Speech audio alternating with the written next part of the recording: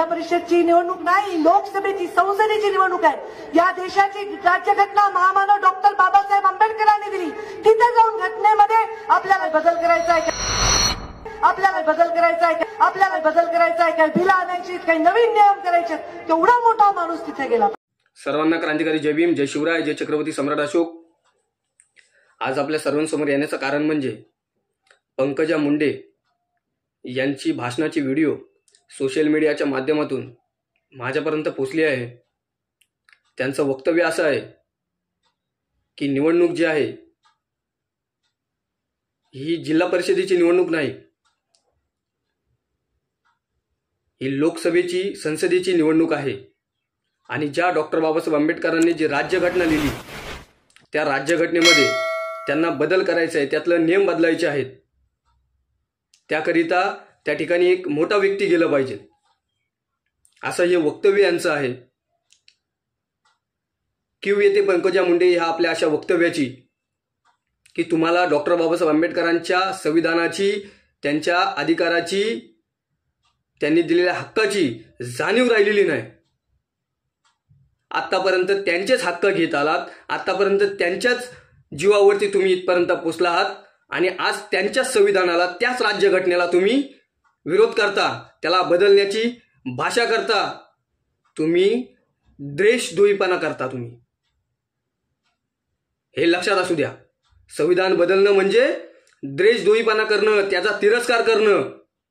हे तुम्ही तुमच्या पोटात जे होतं ते ओटावरती बोलून दाखवलं आणि तुम्ही लोकांना त्या गोष्टीची जाणीव करून दाखवलेली आहात की तुम्ही देशद्रोही आहात।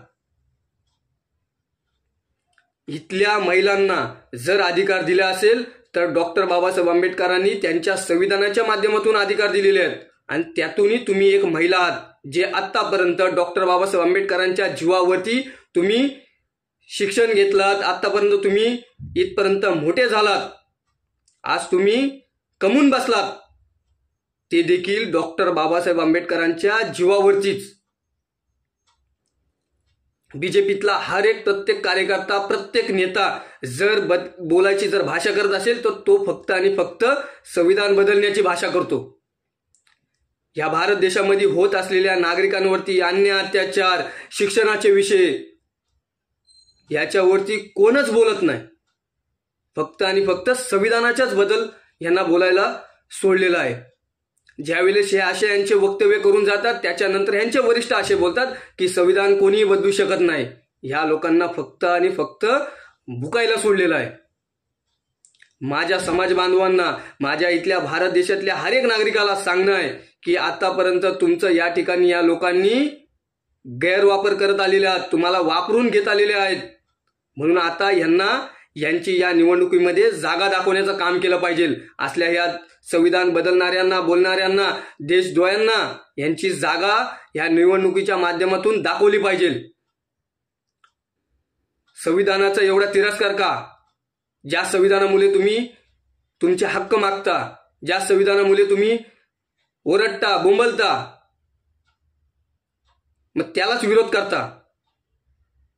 कारण तुम्हाला माहिती आहे ह्या देशामध्ये आता जो नागरिक आहे त्या नागरिकाला बाबासाहेबांच्या संविधानाची, बाबासाहेबांच्या अधिकारांची प्रत्येकाला जाणीव झालेली आहे आणि त्यांना त्यांचे अधिकार हे समजायला लागलेत।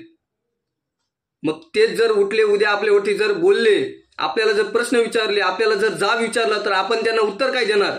यासाठी तुम्हाला आता भीती वाटते। म्हणून तुम्हाला तुमची मानसिकता, तुमचे विचार संविधानाकडे बोट दाखवण्याचं काम करतो। कारण तुम्हाला माहिती आहे जर आपल्याला जर प्रश्न विचारतील आणि जर जाब विचारला जाईल तर संविधानाच्या ताकदीनेच, बाबासाहेबांनी दिलेल्या त्या राज्यघटनेमुळेच। म्हणून तुम्हाला तीच राज्यघटना बदलायची आहे। ही तुमची आता फक्त शेवटची हीच कामं राहिलेली आहेत। आतापर्यंत तुम्ही सत्तेत असून तुम्ही लोकांनी काही कामं केलेलीच नाही।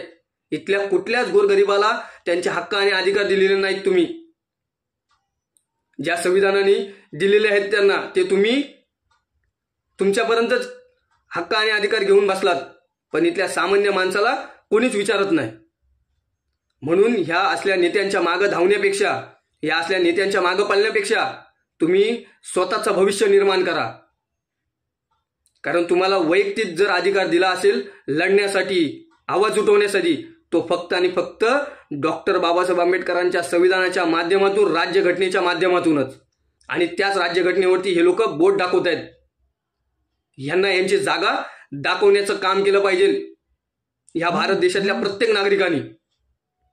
कारण हा संविधान इथल्या बहुजनाच्या, इथल्या शोषित, पीडित, वंचितांच्या हक्कासाठी आहे. आणि त्या संविधानाला वाचवण्याचं काम तुमच्या माझ्यासारख्या या सामान्य माणसांनी केलं पाहिजे. नाही तर हे लोक आपल्याला आपली जी जागा राहिलेली आहे आता ती पण ठेवणार नाही. ही अशी परिस्थिती आणून ठेवलेली आहे या लोकांनी. आज हे लोकांची घरदारं उद्ध्वस्त करायला निघालेली आहेत, लोकांची घरं तोडायला निघालेली आहेत. आणि ह्याच लोकांच्या मागे आपण धावतो. उद्या तोच प्रसंग आपल्यावरही येऊ शकतो. ह्याची प्रत्येकाने जाणीव ठेवली पाहिजे आणि याची पूर्णपणे दखल घेतली पाहिजे. यासाठी यांच्या मागे धावण्यापेक्षा यांना यांची या निवडणुकीमध्ये जागा दाखवली पाहिजे. ज्यांनी या संविधानाला विरोध केलाय त्यांनी त्यांची जागा त्यांना दाखवली पाहिजे. आणि पंकजा मुंडेंनी माफी मागितली पाहिजे. त्यांचा ह्या असल्या वक्तव्याचा जाहीर विरोध करतो, त्यांचा निषेध करतो. जय भीम, जय संविधान, जय पॅन्थर.